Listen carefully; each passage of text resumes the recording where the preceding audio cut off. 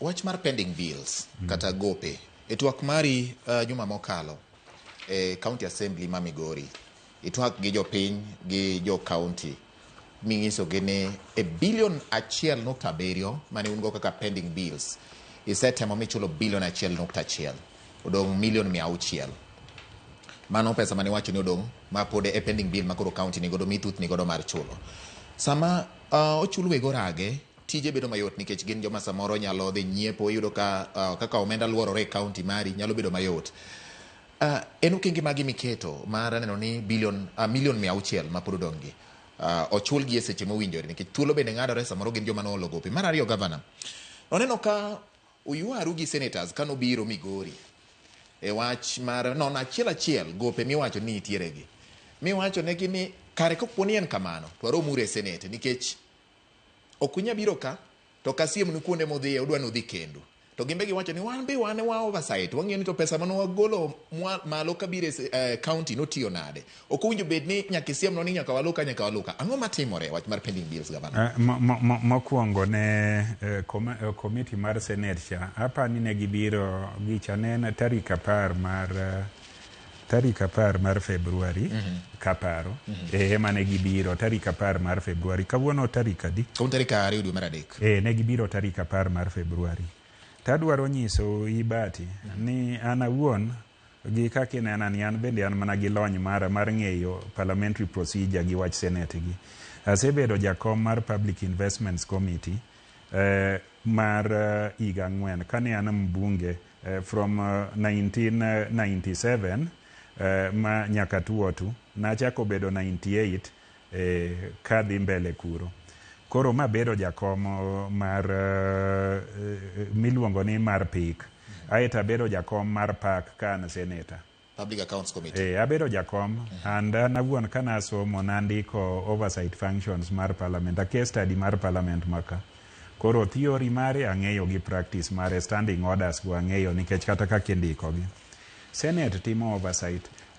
national assembly timo oversight gi nitiere chike gi miluongo ni standing order nitie powers and privileges kendo nitiere constitution ma Kenya mane kaka itimo oversight gitimo through committees margi committee kabiro ei county kata kobiro neno any other entity ok ochuno ni county onyadhi neno kambi nikech otimo oversight omi notice nabiro kari odiechieng' makama adwaro ni bed gi documents makama mago timore te kobiro neno project onyisi ni wadhi neno project makama adwaro ni hii kachiel ariyo adek okobi kopoi ka ng'ama liwi committee owuon oting'o members man gi lony mopogore to lony moko bende giongego kane yawagi nobiro tarik 10 mane giwacho ne gindiko ni gidwa biro neno wa e wach pending bills mane mbaka mane gidhi ne assembly e kind saa 3 nyaka saa 5 ka gigogo mbaka kane gichope ofisa to senator mara oloko mbaka ni kopogore gi mano to gidwaro kuongo dhi neno projects moko gidwa dhi neno project moro nitie Uriri kar Polytechnic ni nitie pending bill gidwaro dhi neno kaka osuptal tiyo service delivery gidwaro dhi neno kaka choko revenue Isuna Marindi market gidwaro dhi Kuria ta penjo gini to ne okumia report mondo aikni kuonde gi kaka odhiye dakno mia takoni mano to boko chuno to kudwaro dhi kuonde gote to kare an bende adwaro dhi kodu mondo abe ane gima dhi kania in to ok wadware ni dhi takone gini yoyo ma to dwa tiyo gi chik mane nikech an bende an mana senator an mbunge wadu kendo man gi experience molo ute gavana sani to kin senator giga sebede ana emeritus an on pension ichula kendo ana scholar okariamba anyalo ndiko ni book senate te is part of books mandikogo kendo parliamentary pensions ani ochunga nikech an governor an parliamentarian ma history ne nitiere kanyo mondiko buk makanyo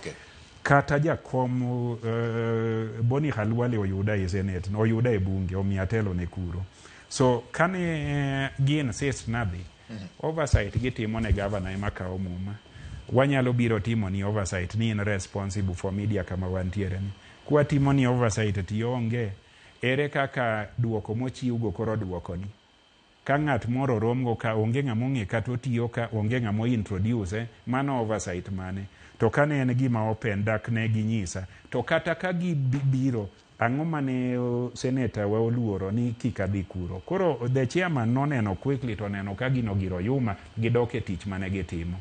Tadwaro nyisi achiel kuom gik mane nyisi ni senator walo.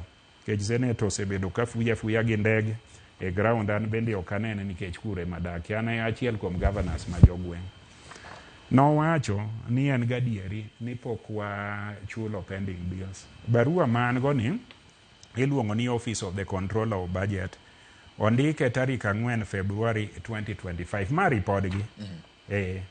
Ne gibiro gilimo wa tarik 10. Kibire page ni, the last page, okondik ka CPA Kipkurui Soite, ma en county coordinator, ma osign for control of budget. Ondiko arm of government koni e column ni county executive, pending bills as at 30th June 2024, 1.7 billion. Exchequer issues towards payment of pending bills as at 31st January 2025, 1,101,610,807. Outstanding pending bills as at 30th January and 645 million. Senator no koni wariambo. Document ni katemi todiro nikech ne ok en interested in. Gima chando senators ma pod tindo ma pod onge experience. Oparo ni gigi is about drama. It's not about drama. Kawatimo oversight, let's be factual. Pesa go nitiere ma report controller of budget, kaka ene mo release pesa, gi kaka ene mo record expenditure. Koro record expenditure ni wasechulo 1.1 billion. Wan wawegi gi financial arrangements ma wan go, wabiro chulo a significant part of this 645 million. To ok gibirumo nikech every time pod wamedo pending bills. Imedega kama. Ami tich ni pa barabara juma mokadho. Itieko tich dwe ma ibiro. Dwe mar abich pok achuli kisekelo invoice. That bill is pending. Emomiyo ka senator ne penjo ni tang'o miyo pending bills omedore ei financial year makoro watiyo ni moloyo sani. Here is part of the explanation. King'iyo report ni, July 2026, pesa no biro. July 2026, pesa no biro. 2024, July 26, 2024, pesa mano biro ne en pes June.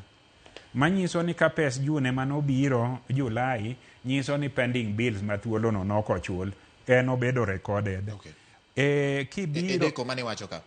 Mago kibiro July 2024, koka pesa July 2024, pesa ne no biro September 24th.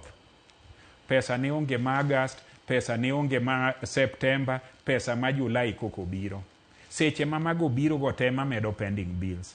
Koro senators duto kata joko chung ne county, kudwaro konyo county, welwero rigi governor, dhi kel pesa gi in time. Ko kele juma ni, okay, to bedo released kawuono kiwuoyo gi controller of budget, to wachule.